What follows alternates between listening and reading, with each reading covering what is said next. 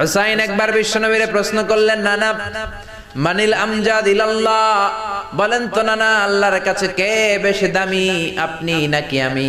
বিশ্বনবী বললেন, হুসাইন আনাল আমজাদ, আমি বেশি দামি।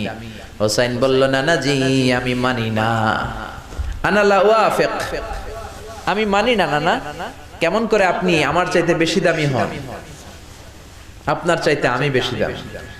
বিশ্বনবী বললেন, হুসাইন আমি হলাম নবীদের নবী, আখির নবী, বিশ্ব নবী, আর তুমি হলা আমার উম্মত, তোমার চাইতে আমি বেশি দামি। হুসাইন বলে, নানা জি আপনি ভুল বললেন, আপনার চাইতে আমি হুসাইন বেশি দামি। সুবহানাল্লাহ কইবেন না?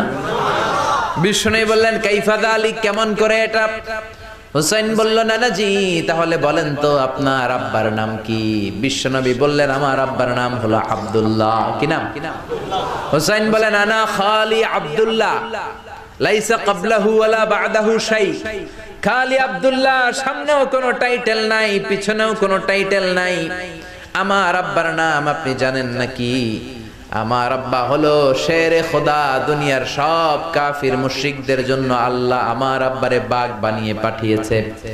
আমার আব্বা সাধারণ কোনো মানুষ নয়, বিশ্ব নবীর মেয়ের জামাই। আল্লাহু আকবার। আপনার আব্বা আব্দুল্লাহ কি কোন নবীর মেয়ের জামাই নাকি? বলেন, আমার আব্বার নাম হলো আলী কাররামাল্লাহু ওয়াজহা।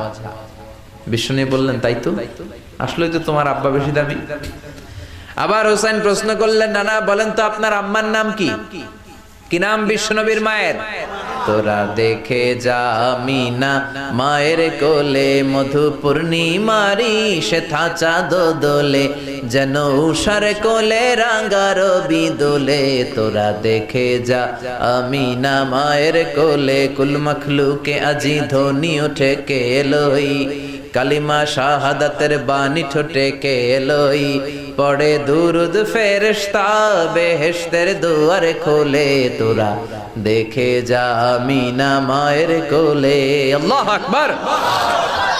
বিশ্বনবী বললেন, আমার মায়ের নাম আমিনা। হুসাইন বলল, নানা জি আপনার মায়ের নাম যদি আমিনা হয়, জেনে রাখেন আমার মায়ের নাম হলো ফাতিমা, সাইয়্যিদাতুন নিসাই আহলিল জান্নাহ। জান্নাতে সর্বপ্রথম যেই মহিলাটা ঢুকবেন, ওই মহিলাটা হলো আমার আম্মা জান ফাতিমা।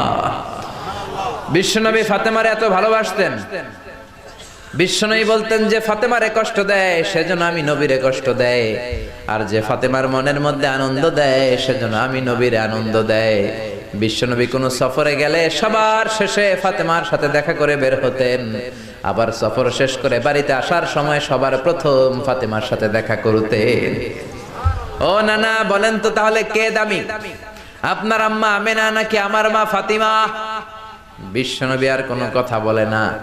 হুসাইন একের পর এক প্রশ্ন বানে নানাকে জর্জরিত করছে, নানা এবার বলেন তো আপনার নানির নাম কি? বিশ্বনবী বললেন, হুসাইন আমার নানির নাম হলো বাররা বিনতে আব্দুল উজ্জা। হুসাইন বলে, না না আপনার নানি বাররা রে কেউ চিনে না। চিনেন আপনারা?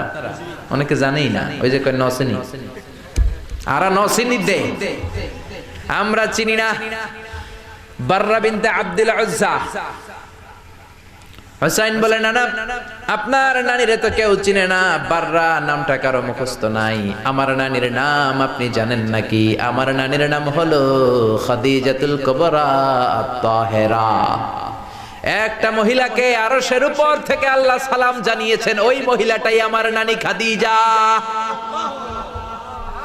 বিশ্বনবী খাদিজারে এত ভালোবাসতেন, বিশ্বনবী বলতেন, আল্লাহ কিয়ামতের দিন যখন কেউ কাউরে চিনবে না, ওই কঠিন দিনে আমি যেন আমার প্রাণের খাদিজারে ভুলে না যাই। খাদিজা ইন্তেকালের পরে বিশ্বনবী নিজ হাতে দাফন কাফন করলেন, কবরের সামনে দাঁড়িয়ে দোয়া করলেন। দোয়ার পরে সব সাহাবীরা ঘরে ফিরে যায়।